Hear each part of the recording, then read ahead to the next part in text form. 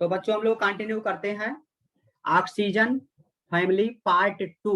और इस मतलब 40 मिनट में हम लोग ऑक्सीजन फैमिली को पूरा समाप्त करेंगे।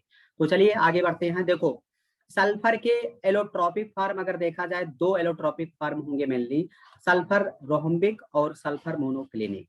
वैसे अगर देखा जाए तो ढेर सारे मतलब इसके एलोट्रॉप होते हैं, बट जो एनसीईआरटी के अकॉर्डिंग हमें दो मेनली पढ़ना है। सल्फर रोहम्बिक यानी इसी को अल्फा सल्फर बोलते हैं, इसी को अल्फा सल्फर बोलते हैं। और ये अगर देखा जाए तो रूम कम टेम्परेचर पर स्टेबल होता है, टेम्परेचर जैसे 369 से ज्यादा कर देते हैं तो ये जो है अनस्टेबल हो जाता है, मतलब मोनोक्लिनिक में बदल जाता है। अगर कम टेम्परेचर तो रोहम्बिक फॉर्म में रहेगा, अगर ज्यादा टेम्परेचर कर देंगे तो मोनोक्लिनिक फॉर्म में कन्वर्ट हो जाता है। अब इसमें मेन तुम्हें क्या ध्यान देना है, ये सारे पॉइंट तो तुम्हें ध्यान ही देना है, ये स्ट्रक्चर मेन इंपॉर्टेंट है। स्ट्रक्चर के बारे में आपको ध्यान देना है। स्ट्रक्चर की अगर बात किया जाए तो आपको ये क्राउन शेप स्ट्रक्चर या इसी को पकड़ रिंग शेप स्ट्रक्चर भी बोलते हैं। यहाँ अगर देखा जाए तो टेम्परेचर अगर इस टाइप का जो स्ट्रक्चर, इसका टेम्परेचर जब टेम्परेचर बढ़ा देंगे तो चेयर फॉर्म में कन्वर्ट हो जाता है। ये क्राउन शेप स्ट्रक्चर है ना, ये चेयर फॉर्म में बदल जाएगा। याद करने का ट्रिक है कि मतलब पहले ऐसे जैसे राजा महाराजा होते थे, उनका जो मुकुट होता था इसी टाइप का है, मुकुट टाइप का ऐसे यहाँ ऐसे मतलब पहनते थे। टेम्परेचर जैसे ही बढ़ाएंगे तो ये मुकुट वाला जो शेप है वो चेयर फॉर्म में से फैल जाएगा। टेम्परेचर ज्यादा होता तो फैल करके नहीं लोग रहते हैं, और टेम्परेचर जब कम होता तो सिकुड़ करके रहते हैं। तो ये ध्यान देना, टेम्परेचर कम तो क्राउन शेप, टेम्परेचर ज्यादा तो चेयर फॉर्म में पाया जाता है। सेकंड है, अब ये अगर देखा जाए तो वाटर में इनसॉल्युबल है, बट अगर इसके बाद अगर देखा जाए बेंजीन में या अल्कोहल में या ईथर में, ये इसका मतलब सम अमाउंट डिजोल्व, मतलब लेस सॉल्युबल है, बहुत ज्यादा सॉल्युबल नहीं लेकिन थोड़ा सा सॉल्युबिलिटी रहता है।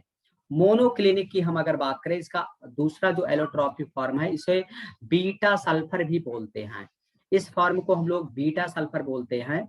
ये अगर देखा जाए तो बहुत ही कम इंपॉर्टेंट है, बट आपको ध्यान देना है, ये सारा स्टेटमेंट मैं एनसीईआरटी का लिखा हूं और एनसीईआरटी का स्टेटमेंट आपको याद रखना है। इसको बनाते समय क्या करते हैं, इसको बनाते समय मेल्ट सल्फर रोहम्बिक सल्फर को मेल्ट करते हैं डिश में, फिर उसको कूल करते हैं, और कूल करते हैं तो क्रस्ट फॉर्म में कन्वर्ट होता है। फिर वो क्या होगा, वो मतलब एक क्रस्ट के रूप में जनरेट होगा। फिर जो रिमेनिंग लिक्विड होगा उसको हम सेपरेट कर देंगे, पर ये क्रिस्टल के फॉर्म में जो है हमें मोनोक्लिनिक सल्फर प्राप्त हो जाता है। और इसका अगर देखा जाए कलर, तो ये कलरलेस होता है, निडल शेप क्रिस्टल होता है आप बीटा सल्फर। तो ये ध्यान देना, ये कलरलेस होता है और ये क्या होता है, निडल शेप स्ट्रक्चर होता है और बीटा सल्फर का।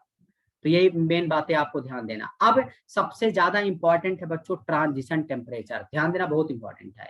अब मोनोक्लिनिक सल्फर और रोहम्बिक सल्फर, अल्फा सल्फर या बीटा सल्फर, अल्फा मतलब रोहम्बिक और बीटा मतलब मोनोक्लिनिक सल्फर, मतलब 369 की अगर बात करें, इससे कम टेम्परेचर है तब तो अल्फा यानी रोहम्बिक पाया जा रहा है, इससे ज्यादा टेम्परेचर है तो मोनोक्लिनिक यानी बीटा सल्फर पाया जा रहा है। लेकिन अगर इसी टेम्परेचर पर 369 टेम्परेचर पर दोनों स्टेबल हो जाते हैं, दोनों एग्जिस्ट करते हैं, तो इस टेम्परेचर को ट्रांजिशन टेम्परेचर बोलते हैं, क्योंकि दो एलोट्रॉपिक फॉर्म को एग्जिस्ट कर रहा है एक टेम्परेचर, तो इसे क्या बोलते हैं, ट्रांजिशन टेम्परेचर बोलते हैं। यही सारी बातें यहाँ लिखा गया है, आप इसको पढ़ते रहिए। तो ट्रांजिशन टेम्परेचर क्या होता है, जिसमें रोहम्बिक और मोनोक्लिनिक सल्फर जिस टेम्परेचर पर स्टेबल होते हैं उसे क्या बोलते हैं, ट्रांजिशन टेम्परेचर। क्या वैल्यू होता है, 369 केल्विन वैल्यू होता है। अब तुमसे पूछा सर गया ट्रांजिशन टेम्परेचर पे इसका शेप क्या होगा?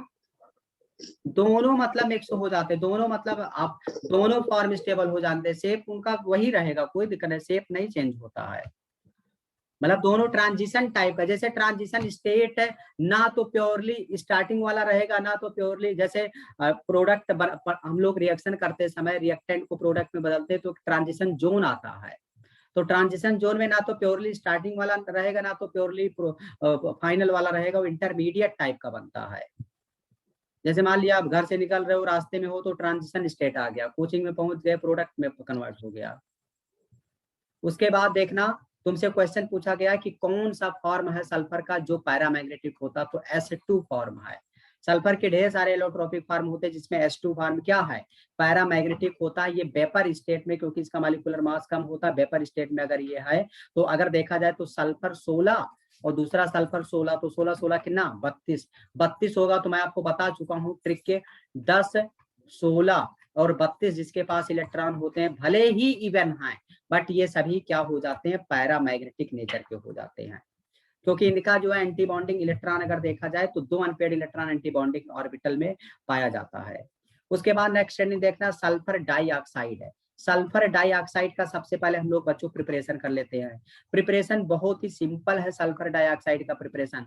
SO2 मिला दो, S प्लस O2 मिला दो, SO2 बन गया। यहाँ H2SO3 और H+ मिला दो, तो तुरंत यहाँ से हमें मिल जाएगा क्या, H2O प्लस SO2 मिल जाएगा। और इंडस्ट्रियल अगर हमें प्राप्त करना हो तो आयरन का सल्फाइड ले लो और O2 के साथ रख दो, तो Fe2O3 प्लस SO2 हमें बन जाएगा। तो इन 3 रिएक्शन के माध्यम से हम लोग SO2 बना सकते हैं। प्रॉपर्टी की अगर बात किया जाए तो ये कलरलेस होते हैं, इनका कोई कलर नहीं। सल्फर डाइऑक्साइड जो गैस होते हैं ये कलरलेस गैस होते हैं, दिखेगा नहीं, और पंजेंट स्मेल होता, तीक्ष्ण गंध होता, highly soluble in water, water में बहुत जल्दी से सॉल्युबल हो जाते हैं। SO2 को अगर पानी में मिला दो तो SO2 को पानी मिला दोगे तो क्या बन जाएगा, H2SO3 बन जाएगा। जैसे ही पानी मिलाएंगे H2SO3 में कन्वर्ट हो जाएगा, क्योंकि नॉन मेटल का ऑक्साइड है। नॉन मेटल के ऑक्साइड को पानी मिलाते हैं तो एसिड ही प्रोड्यूस करता है।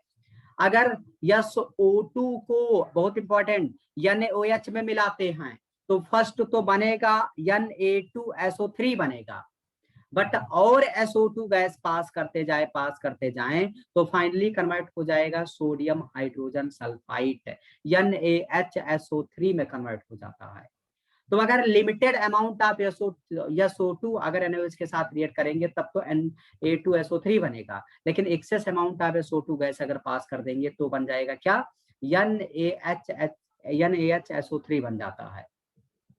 उसके बाद बहुत ही सिंपल सा रिएक्शन है, अगर हम सल्फर डाइऑक्साइड को O2 के साथ रिएक्ट करा दें वेनेडियम पेंटाऑक्साइड के प्रेजेंस में तो SO3 सल्फर ट्राइऑक्साइड बन जाएगा। देखिए इस रिएक्शन को अभी हम आगे रिपीट भी करेंगे, SO2 प्लस O2 कन्वर्ट, और इन द प्रेजेंस ऑफ क्या है, B2O5 वेनेडियम पेंटाऑक्साइड कैटलिस्ट है और कन्वर्ट कर दे रहा है इसको किसमें, SO3 में कन्वर्ट कर दे रहा है।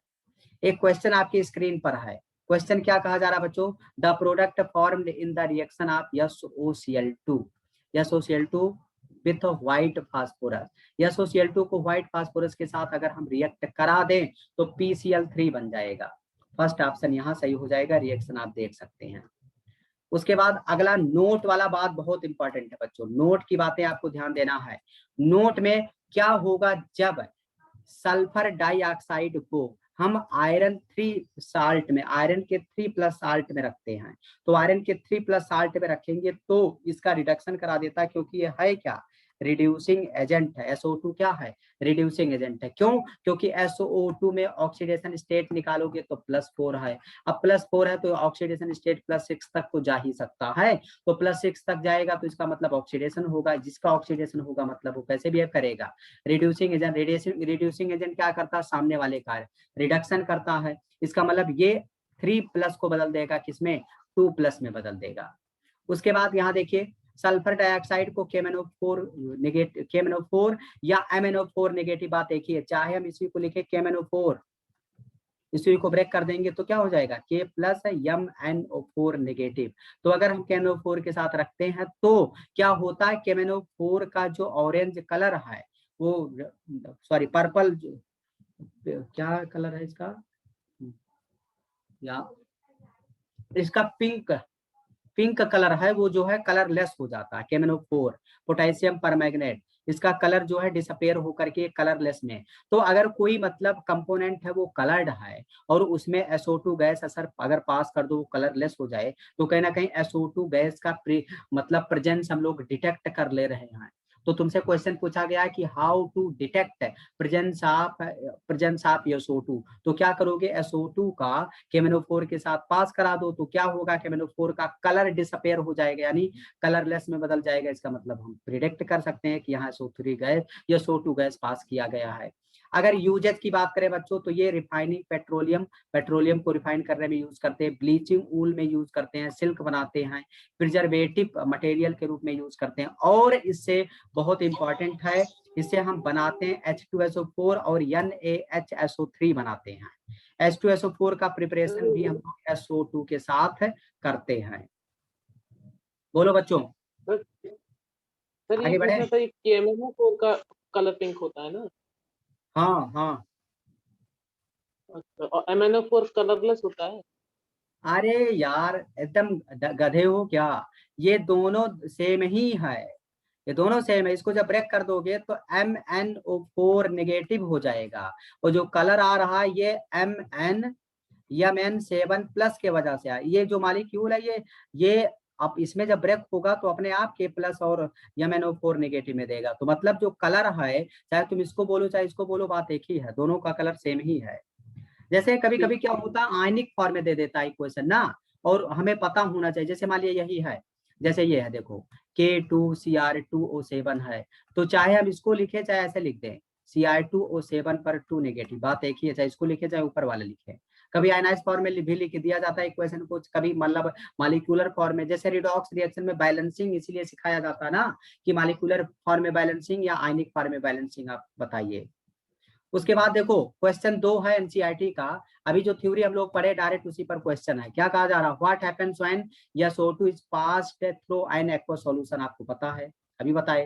फिर कह रहा how is the presence of SO2 detected, direct आप MnO4 नेगेटिव में पास करा दो तो उसका कलर डिसअपेयर हो जाएगा। उसके बाद SO2 के स्ट्रक्चर पर आपको कमेंट लिखना तो बनाना है। क्या हुआ, अगर मीडिया पे कार के सिस्टम में मीडिया बनवाओ, मीडिया पे माइक बंद कर दो, माइक बंद कर दो बच्चों, माइक बंद कर दीजिए।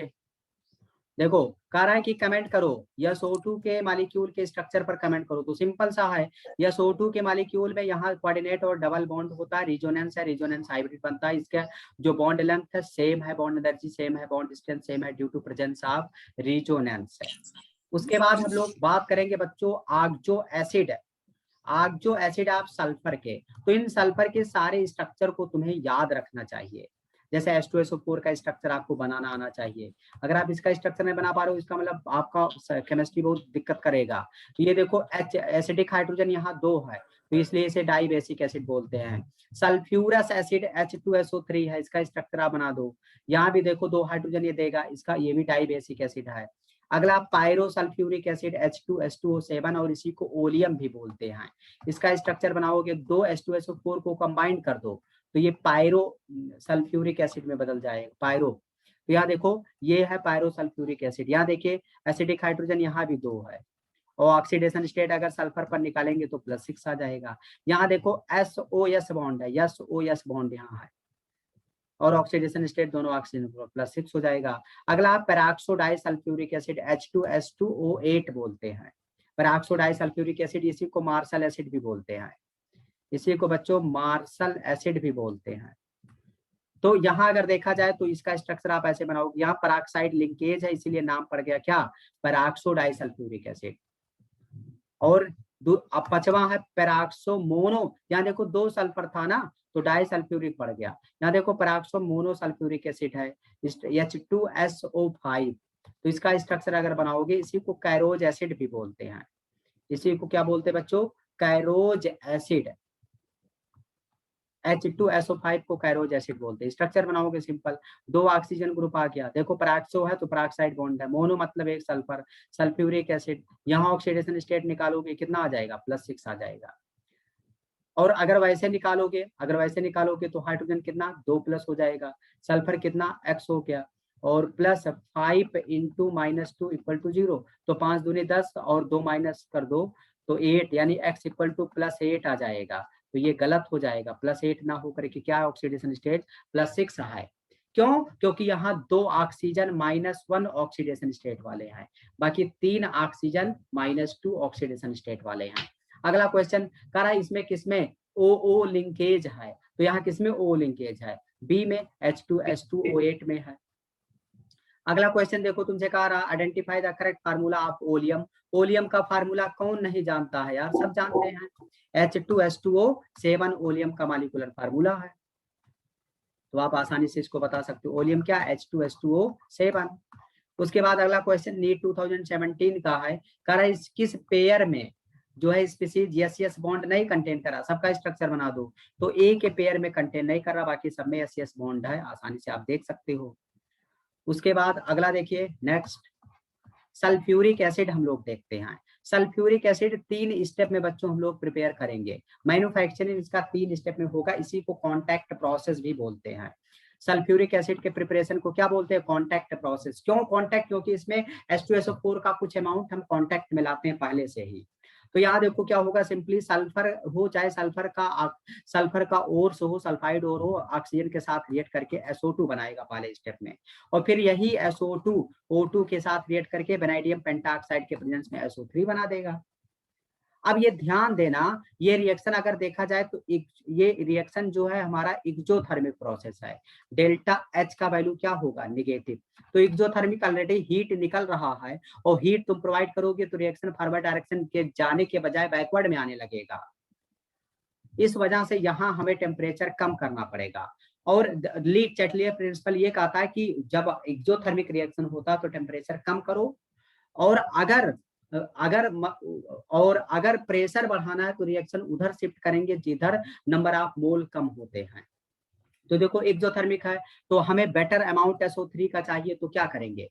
यहाँ हमें टेम्परेचर कम करना पड़ेगा, और रिएक्शन हमें फॉरवर्ड डायरेक्शन में ले जाना है तो प्रेशर भी क्या करना पड़ेगा? प्रेशर यहाँ हमें बढ़ाना। प्रेशर जब बढ़ाएंगे तो रिएक्शन फॉरवर्ड डायरेक्शन में जाएगा, क्योंकि फॉरवर्ड डायरेक्शन में नंबर ऑफ मोल कम है। अगर हम प्रेशर इंक्रीज करते हैं तो रिएक्शन उस डायरेक्शन में मूव करेगा जिधर नंबर ऑफ मोल्स कम होते हैं, according to Le Chatelier principle. Le Chatelier principle यही कहा था। तो देखना, ध्यान से समझना, ये कंडीशन बहुत इंपॉर्टेंट है।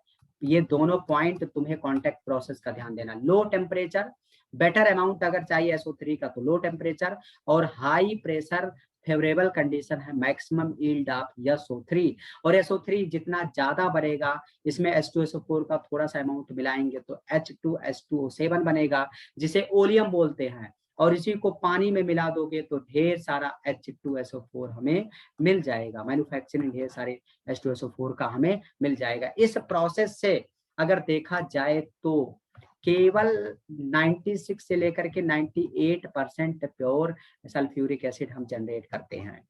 उसके बाद हम लोग बात करेंगे बच्चों प्रॉपर्टी की। प्रॉपर्टी, पहला स्टेप में हमने क्या किया? कॉन्टैक्ट प्रोसेस में, फिर से रिपीट करते हैं 1 मिनट के अंदर। कॉन्टैक्ट प्रोसेस में पहला स्टेप क्या किया? सल्फर को ऑक्सीजन के साथ रिएक्ट किया, SO2 बना। सेकंड स्टेप में क्या किया? SO2 को O2 के साथ रिएक्ट किया तो SO3 बना। इसमें जब हम लोग H2SO4 डाल दिए, ओलियम बना, ओलियम को पानी में डाल देंगे तो H2SO4 के ढेर सारे मॉलिक्यूल हमें मिलेंगे। कंडीशन क्या है? टेम्परेचर कम होना चाहिए। क्यों? क्योंकि एक्सोथर्मिक प्रोसेस है। प्रेशर ज्यादा होना चाहिए। क्यों? क्योंकि प्रोडक्ट साइड में नंबर ऑफ मोल्स कम है, according to Le Chatelier principle. Better yield of SO3 बनेगा। SO3 जितना ज्यादा बनेगा, H2SO4 का अमाउंट उतना ज्यादा होगा। उसके बाद बच्चों हम लोग बात करेंगे प्रॉपर्टी की। प्रॉपर्टी की अगर बात करें तो ये कलरलेस होते हैं, डेंस होते हैं, ऑयली लिक्विड होते हैं। ये वाटर में जल्दी से डिजोल्व हो जाते हैं, large amount of electricity produce करते हैं।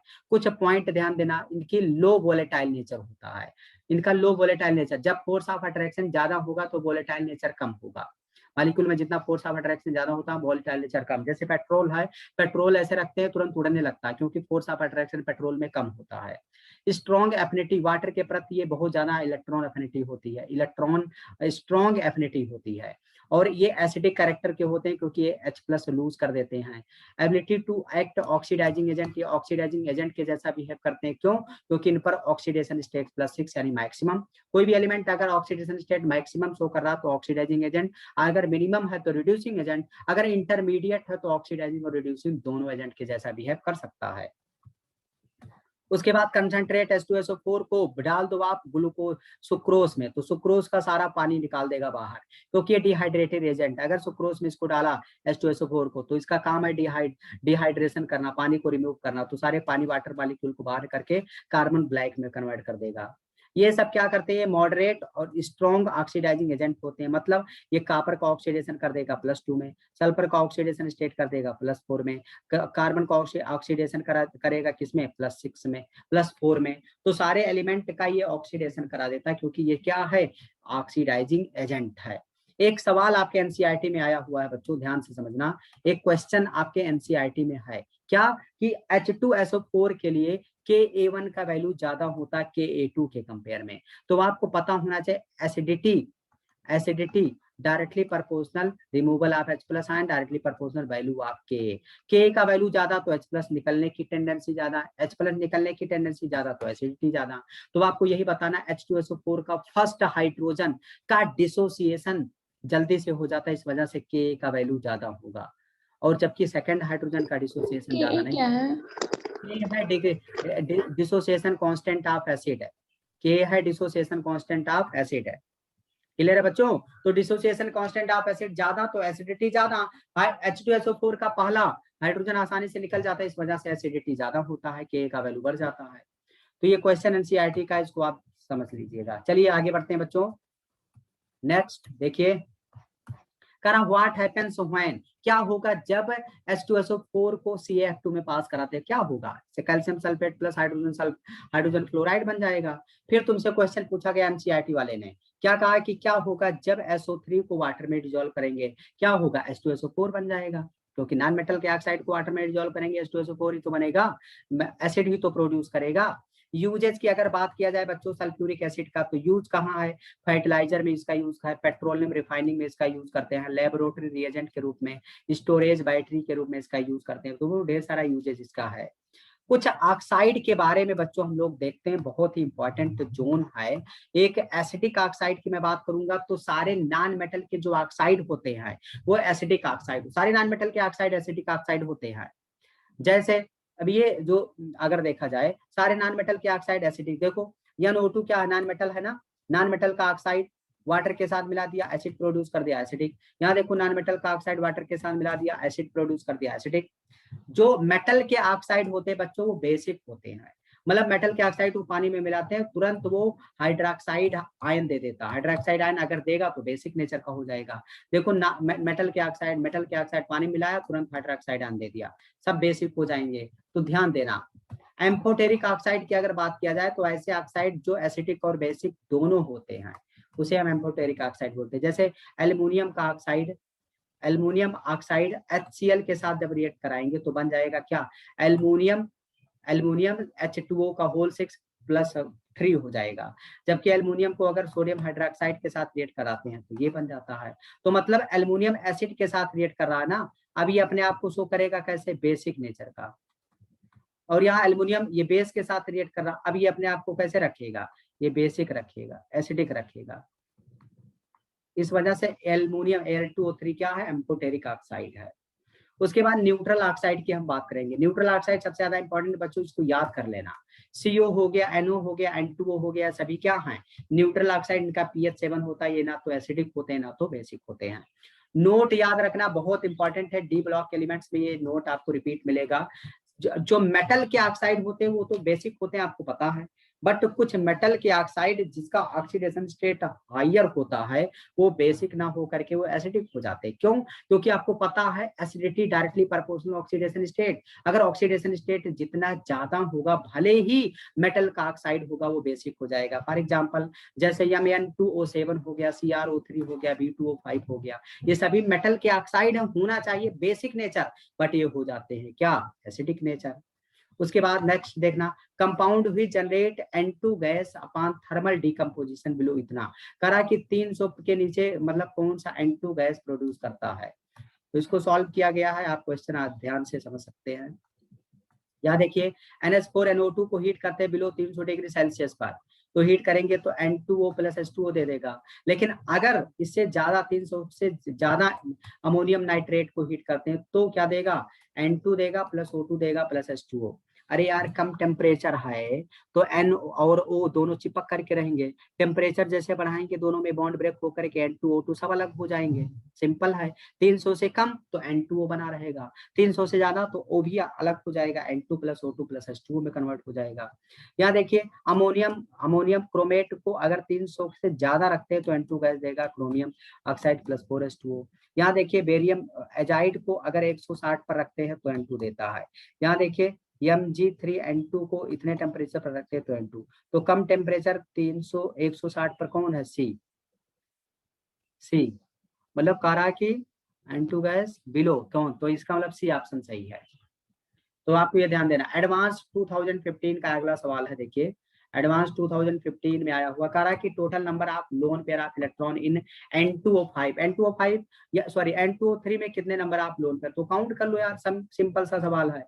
पहले स्ट्रक्चर आपको बनाना है N2O5 का, काउंट करो। देखो यहाँ देखो 1 2 3 4 5 6 7 8, तो नंबर ऑफ लोन पेयर कितने हो जाएंगे 8। बात समझ में आया बच्चों, बताइए,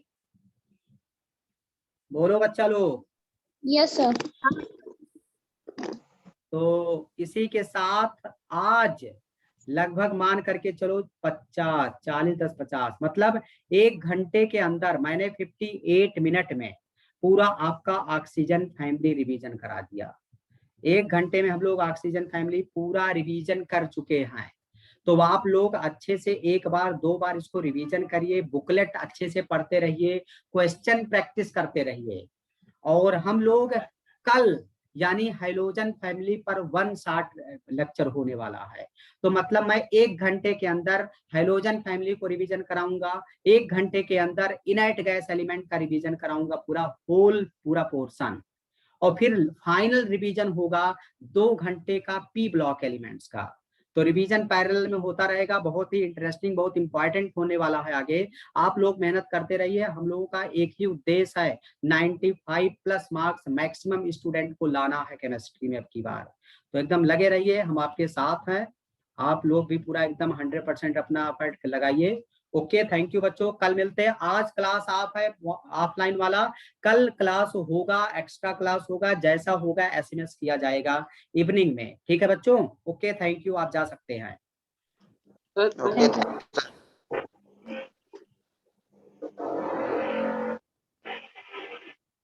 सर